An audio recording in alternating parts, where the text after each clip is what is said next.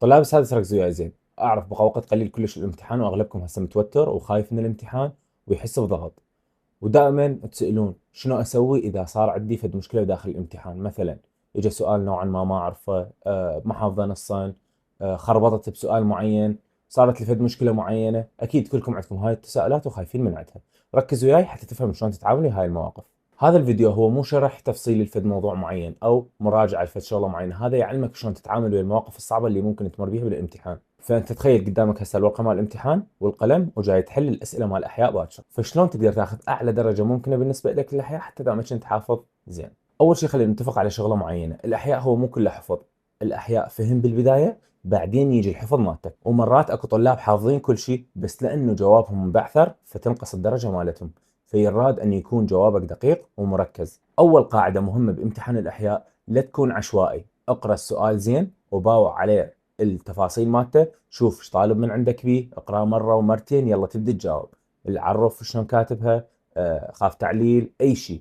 ركز على السؤال وعلى المنطوق مالته، اقراه زين وافهمه قبل لا تبدا تجاوب. اكو فرق بين كلمه عرف وعلل، بين وظيفه وموقع، بين قارن وميز. اكو فرق بين ذني، لازم تعرف شلون تجاوب عليهن ذني اثنيناتهم.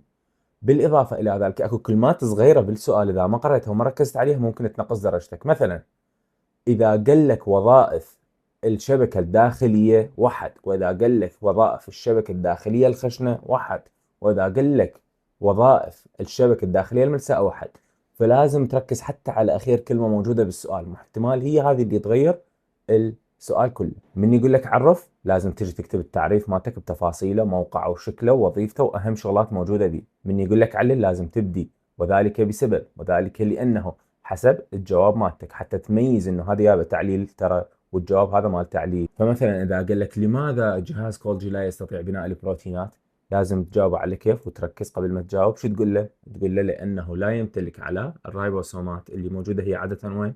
بالشبكه البلازميه الداخليه الخشنه. جواب قصير بس وزاري ونموذجي، تاخذ عليه درجه كامله. حاولوا تخلون اجوبتكم مركزه وواضحه. القاعده الثانيه المهمه بالجواب مالتكم بالوزاري، الكلمات المفتاحية أهم من طول الجواب. أكو فد كلمات مهمة بالتعريف هي هذه اللي تخليك تجيب الدرجة الزينة. يعني مثلا بالميتوكوندريا من تذكر الأعراف وتذكر الاي تي بي، أهم من أنه تشرح اللي هي كلها، لازم تذكر لها ذني شنو موجودات وشنو وظيفتهن، شلون الاي تي بي هي مصدر الطاقة، وشلون الأعراف تزيد المصاحة الداخلية للميتوكوندريا.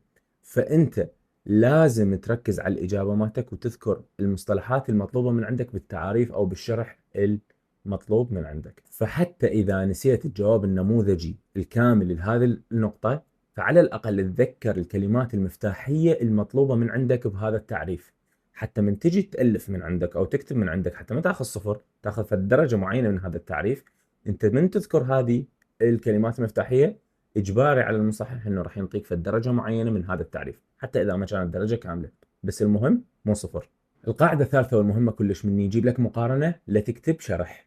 لا تكتب شرح هذا الجمله وشرح هذه الجمله، لا، لازم تسويها على شكل نقاط والنقاط تكون متشابهه. هذه النقطه تشبه هذه النقطه وتجي تتسلسل بالنقاط البقيه.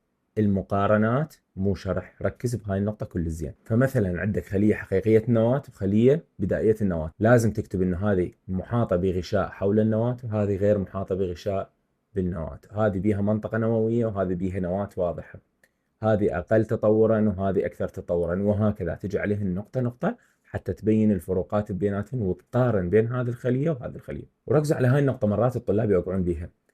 من يجيك موقع ووظيفه اثنيناتهم سوا بنفس السؤال، مو تكتب واحده وتنسى الثانيه، لا، اقرا السؤال زين، موقع وظيفه، فشو تسوي؟ تكتب المصطلح اللي يريده من عندك، انه تكتب الموقع مالته وتجاوب، انه تكتب الوظيفه مالته وتجاوب، حتى تكون واضح بالاجابه مالتك وما تنساها نهائيا.